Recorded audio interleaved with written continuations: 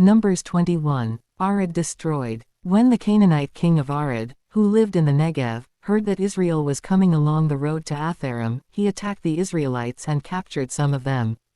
Then Israel made this vow to the Lord: "If you will deliver these people into our hands, we will totally destroy their cities."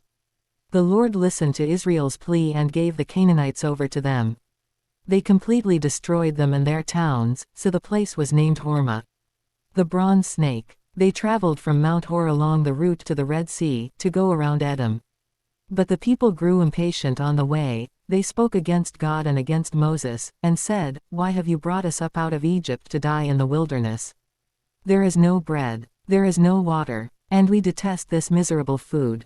Then the Lord sent venomous snakes among them. They bit the people and many Israelites died. The people came to Moses and said, "We sinned when we spoke against the Lord and against you. Pray that the Lord will take the snakes away from us." So Moses prayed for the people. The Lord said to Moses, "Make a snake and put it up on a pole. Anyone who is bitten can look at it and live." So Moses made a bronze snake and put it up on a pole. Then when anyone was bitten by a snake and looked at the bronze snake, they lived. The journey to Moab. The Israelites moved on and camped at Oboth. Then they set out from Oboth and camped in Abarim, in the wilderness that faces Moab toward the sunrise. From there they moved on and camped in the Zered Valley. They set out from there and camped alongside the Arnon, which is in the wilderness extending into Amorite territory. The Arnon is the border of Moab, between Moab and the Amorites. That is why the Book of the Wars of the Lord says, Zahab in Suphah and the ravines. The Arnon and the slopes of the ravines that lead to the settlement of Ar, and lie along the border of Moab. From there they continued on to Beer, the well where the Lord said to Moses, "Gather the people together and I will give them water." Then Israel sang this song: "Spring up, O well. Sing about it, about the well that the princes dug, that the nobles of the people sank, the nobles with scepters and staffs." Then they went from the wilderness to Mattanah, from Mattanah to Nahaliel, from Nahaliel to Bamoth, and from Bamoth to the valley in Moab where the top of Pisgah overlooks the wasteland. Defeat of Sihon and Og. Israel sent messengers to say to Sihon king of the Amorites, "Let us pass through your country. We will not turn aside into any field or vineyard, or drink water from any well. We will travel along the king's highway until we have passed through your territory." But Sihon would not let Israel pass through his territory. He mustered his entire army and marched out into the wilderness against Israel. When he reached Jahaz, he fought with Israel.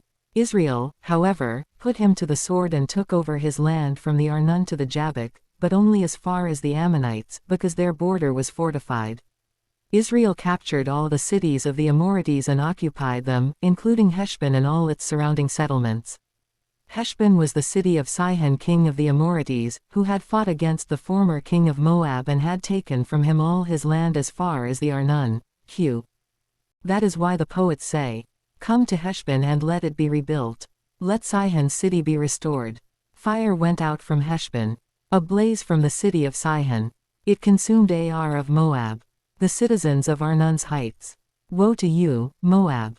You were destroyed, people of Chemosh. He has given up his sons as fugitives, and his daughters as captives, to Sihon king of the Amorites. But we have overthrown them. Heshbon's dominion has been destroyed all the way to Dibon. We have demolished them as far as Napha, which extends to Medeba. So Israel settled in the land of the Amorites. After Moses had sent spies to Jazer, the Israelites captured its surrounding settlements and drove out the Amorites who were there. Then they turned and went up along the road toward Bashan, and Og king of Bashan and his whole army marched out to meet them in battle at Edrei. The Lord said to Moses, "Do not be afraid of him, for I have delivered him into your hands, along with his whole army and his land. Do to him what you did to Sihon king of the Amorites, who reigned in Heshbon." So they struck him down, together with his sons and his whole army, leaving them no survivors. And they took possession of his land.